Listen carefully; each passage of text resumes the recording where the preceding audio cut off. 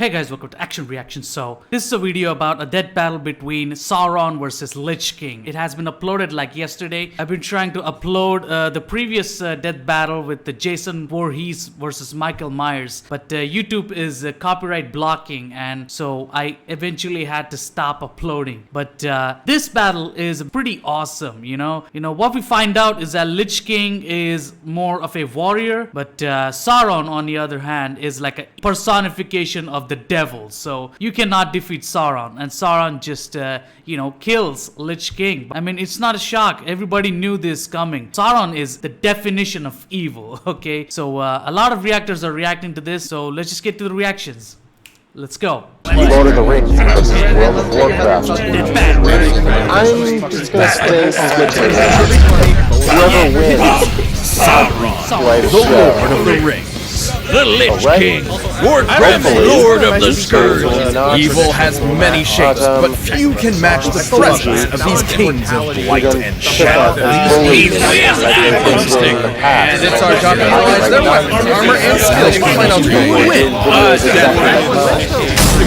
Within the timeless hall, at the dawn of creation, the supreme god Eru and his angelic Ainur created all of existence through a single harmonious song. But one of these angels just had to be a rebel. Melkor ruined that harmony, giving the world its many, many imperfections. Like Wiz. Then after messing up God's hit single and going rogue, Melkor took up a new name just to be even more metal. Morgoth. Morgoth's power was impressive, daunting. Several Maiar, essentially lower-ranked angels, joined him in his frightening conquest of the world he had helped create. And the greatest of these followers was one obsessed with destroying all life in the pursuit of bringing about complete order. He used to be Myron, but under Morgoth's reign, he became the one and only Sauron. As the bigwig of Morgoth's forces, Sauron spent thousands of years bringing Middle-earth to its knees. He's almost more a force of nature than anything else, able to create infernos, cause country-spanning earthquakes, and even absorb souls. And because he's a weird angel spirit man, he can morph his body around his own soul however he wants, or just shed it like clothing and fight as a ghost! He can morph far beyond that. He has appeared as something akin to both man and elf, attractive and devious. A werewolf, once thought to be the greatest wolf of all, and even a vampire. Oh man, Topper's gonna go nuts with that. Many of his greatest accomplishments are not due to his powerful magics and weaponry, but his inhuman cunning. Sauron is nothing less than a master of manipulation. It's like if Loki and Satan did a fusion dance. He loves to trick someone with illusions, shadow magic, or just by toying with their sad, predictable, pathetic human emotions. Like when he convinced Saruman to join the evil side, who was basically a super wizard specifically meant to lead the charge against Sauron. In some ways, Sauron is actually wiser than the master he served. In the most epic war to eclipse all other wars, humans, dwarves, elves, and more united to destroy Morgoth, casting what remained of Melkor into the void. But Sauron saw it coming and bailed faster than me at a divorce hearing, just to show back up centuries later in the fiery pits of Mordor. There, the Dark Lord created a plan to conquer everything. He fooled the elven smiths into forging 19 rings of power and planted them among the leaders of elven, man, and dwarven kind, all controlled by another ring he made in secret. The one ring to rule them all, one ring to find them, one ring to bring them all, and in the darkness bind them. Oh god, that's so epic! I think I'm into poetry now. Forged in the fires of Mount Doom, using part of Sauron's own soul, the One Ring amplified his power and let him control the minds and actions of the other ring bearers. The 9 kings of men were especially vulnerable and saw themselves reduced to twisted wraiths bent to Sauron's whims. It wasn't any better for the less kingly humans. So much so that Sauron mind controlled most of Numenor. We're talking about an island nation that could have had as many as 18 million people, and Sauron had them all at his creepy, pokey fingertips. This led to retaliation from Eru, who had hardly directly intervened ever before, even against Morgoth. Eru sank Numenor, while Sauron was still on it. But the Dark Lord spirit persevered, indestructible even against the wrath of God. Sauron used the ring to build himself a new body. It may have cost a lot of power, but he took a biblical event to the face and went right back on to being evil. And yet, putting so much power into one object did have drawbacks. Just We go down hit on the back ring and hard when he say, Silver so subtracted a digit from his basically hand. The Warrior King did more than just cut off a finger. He took the ring and Wonder its what the power Lich King's for got under himself. his belt. This act forced Sauron to retreat as a disembodied spirit, threatened by his own power in the hands of another. And should the One Ring be destroyed completely, Sauron's spirit could be rendered impotent beyond repair. It isn't all bad, though. The ring can turn you invisible, create visions of impending doom, and has one hell of a defense mechanism. Yeah, who'd want to destroy it when it makes you want it? Has a will of its own, with promises whispered, even the best of us can't refuse. The greatest poultry dinner ever, boomstick, bourbon, pecan, parmesan, turducken. It's so precious. What did you just do? What? It sounded delicious. Well, ring or no ring, Sauron's a beast. He's swatted away armies of soldiers, interrupted Mount Doom through sheer willpower. He has total control over his own being and can modify his soul at will. So he can definitely resist someone like spooky ghost Celebrimbor trying to dominate his spirit. And being among the strongest Maiar, the peak of Sauron's power is beyond that of Osei, a lesser Maiar, which is specifically important because Osei single-handedly raised the island of Numenor. Yeah, remember that island that got no one? That place. No wonder everyone wants his ring. Who could turn down that much power? Not Isildur. The hearts of men are easily corrupted, and he kept the ring rather than destroy it. But in the end, the ring destroyed him and waited for its master's return. Sauron was rebuilding Mordor into a world-conquering force. And after a little bit of good old-fashioned torture, he found out the ring was in the Shire. The chillest, coziest, dopest place imaginable. Ah, man, when I retire, I'm gonna go live in a hobbit hole and just get lit 24/7. And so began the War of the Ring. Sauron's forces covered the land, seeking that both one. the ring and the I can't even downfall. understand. Always shadowed by the symbol of his ever-present influence, the Eye of Sauron. It was a slaughterfest. Middle-earth stood no chance. Everybody basically accepted death by orcs as inevitable. It was hopeless. The kingdoms of men would finally fall for good. Save for the Dark Lord's truest weakness. Sauron's cunning and stratagems were impressive, sure, but ultimately he never truly understood the people of Middle-earth. In his mind, absolute power was factually irresistible. He never imagined a mere mortal could ever, or would ever, seek to actually destroy the One Ring. Against all odds and a whole lot of walking, Sauron was defeated. Not by the sparkly new king or the armies of Middle-earth, but by the most unlikely creature imaginable. Elijah Wood. Yet, even as a formless shadow, Sauron's legacy remains one of domination, treachery, and most of all, fear. Fitting for the being that represents, and I quote, as that was near an funny. approach to the holy evil will as is possible. On the distant planet of Draenor, destruction was imminent. The orc shaman Ner'zhul prepared a spell with his followers to tear the planet asunder, all to escape the fury of the demon lord Kil'jaeden.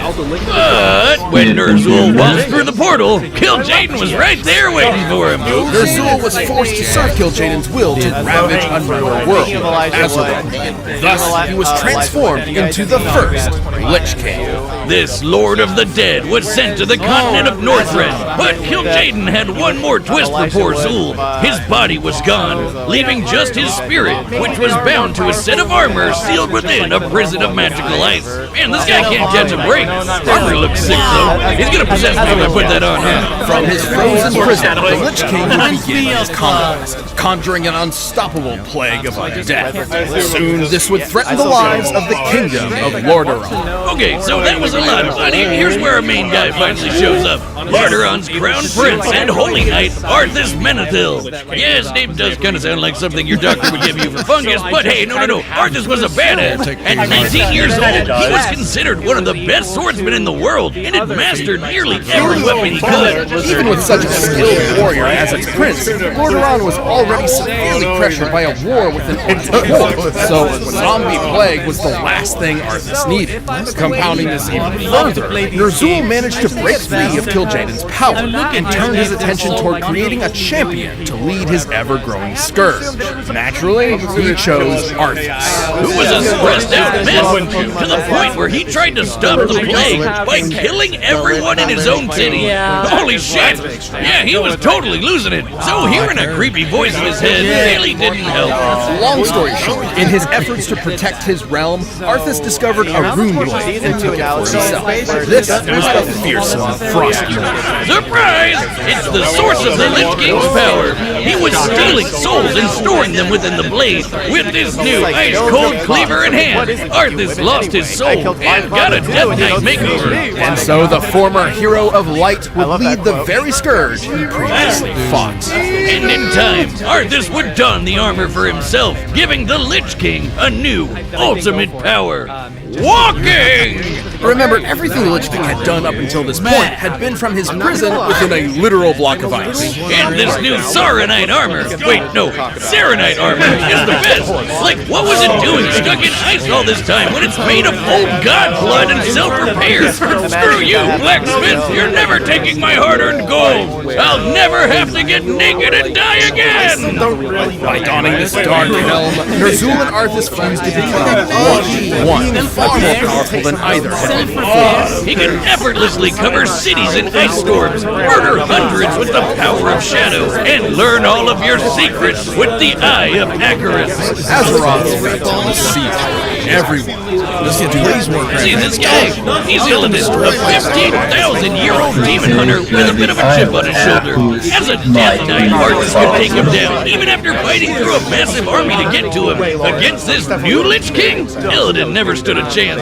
This is important because Illidan had absorbed the power of Gul'dan, an orc warlock who, alongside his followers, raised the Broken Isles out of the sea, a massively powerful feat of magic. The fact that Arthas, a mortal guy, beat him up is a big deal. Just imagine how kick-ass he'd be in full control of the undying Lich King powers. Oh wait, we don't have to. Ner'zhul may have pulled Arthas' strings up until this point, but he had made a drastic miscalculation. Within the mind of the Lich King, Arthas battled Ner'zhul for control, and won. The power of Frostmourne, of the Scourge, of Undeath itself, was now under the command of Arthas. And by this point, he was just done. Like, with everything. We've all had one of those days, right? Where you see all of humanity is so pathetic they can only be saved by just killing them all, so you rip out your own heart. Yeah, relatable. Determined to end all life, Arthas led his scourge across Azeroth, spreading the plague to every corner of the world. He slaughtered every contender in his path, including legendary champions like this hero of the Horde, Granosh Sarfang, who the Lich King bitch slapped to death in one hit, then zombified to serve him instead. Man, that didn't go well. The Lich King seemed unstoppable. Only one thing could take him down. A 25-man raid team of the best nerds World of Warcraft servers had to offer. And that one guy who was just there because he was friends with somebody, but damn, he sucked. With these heroes triumphant, the Paladin Tyrion shattered Frostmourne with an equally legendary blade, ending the Lich King's final reign. But the Scourge doesn't work on Phantom Menace battle droid rules, so there must always be a Lich King to keep the relentless undead in check. Yet no Lich King before or since ever matched the terror and malice Arthas brought to Azeroth. Without a doubt, one of the most terrifying kings to ever conquer the world of Warcraft. Really excited to see it. Alright, the combatants are set. We've run the data through all possibilities. It's time for an undeath battle! Undeath battle. Okay, well, you know what? That's fine. That's completely violent. That's wacky. Shit. I will say this guy in one episode. I do like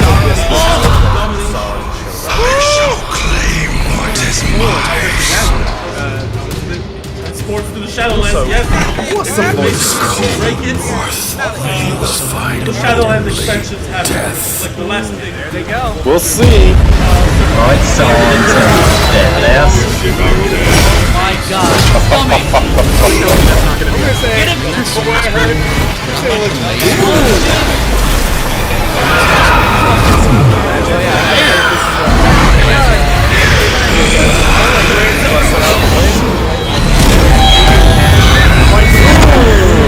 He's got the ring. Pixelated animation. Alright. Two of these do look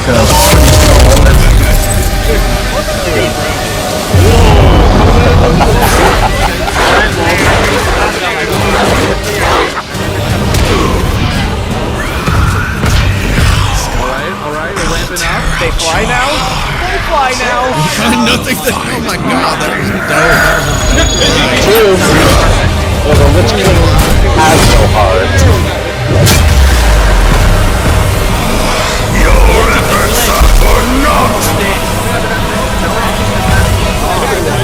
okay, that's that's never the accepting King's Cross. They always want to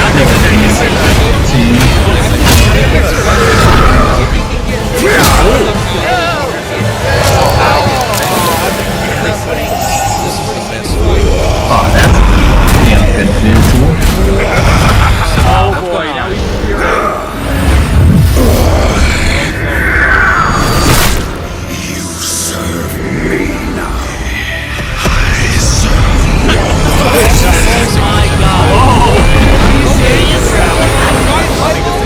okay. Witness the prophecy of your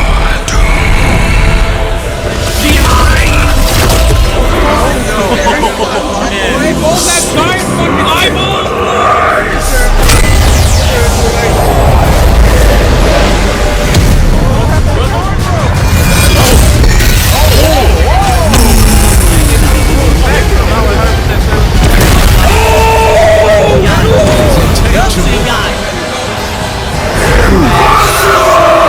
Sand tracks. There is no sand. life That's it. void, only death.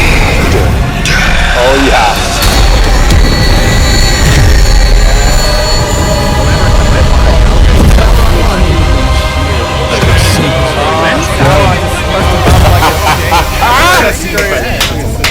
That was so cool.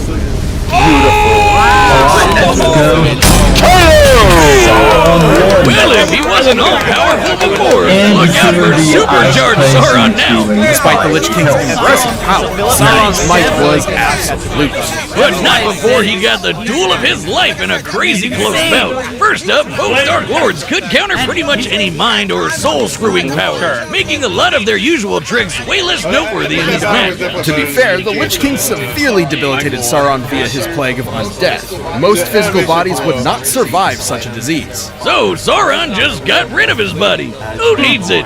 Especially when you can rebuild one or just start fighting as a ghost. Both things Sauron could do. After all, the plague is intended for organic mortal enemies and has never infected a spirit. Another smaller point for Sauron was his weakness. The Lich King was a clever bastard, but even with the Eye of Icarus, it would have been tough for him to decode and destroy the One Ring. Meanwhile, given enough power, Sauron would naturally end up destroying crossbows. He's kinda got a thing for breaking swords. So let's compare their power. While their highest limits are somewhat nebulous, interestingly enough, some of the most impressive feats from both worlds involve lifting islands. As Sauron is a more powerful Maya than Osei, and the Lich King could reliably defeat someone with Gul'dan's magic, it is possible to gauge the difference in power by measuring the islands that were raised. Keep in mind, Gul'dan had a bunch of help, so we're only giving him his share. Turns out, Osei was doing twice the work. By examining using official maps to determine the volume of the islands, we found a difference between lifting 2 quadrillion tons of rock versus 4 quadrillion tons, among further energy required to actually lift these through the ocean, of course. Both impressive, sure, but Sauron had the edge. And for the final nail in the coffin, the Lich King might have been super scary, but he really wasn't around for all that long. At least not when compared to the experience Sauron has warring with the world for thousands of years. The Lich King certainly posed a threat to Sauron, but the ruler of Mordor's awesome might, enduring spirit, and millennia of treachery proved him the superior Dark Lord. Wow! Is that it? What? Are you sour on the putt? I was pretty keen about it. The winner is Sauron. Hey, if you want more Death Metal ASAP, why not grab a membership? You'll get exclusive emotes, badges, live chat, live streams, just click that join button. Thanks for watching.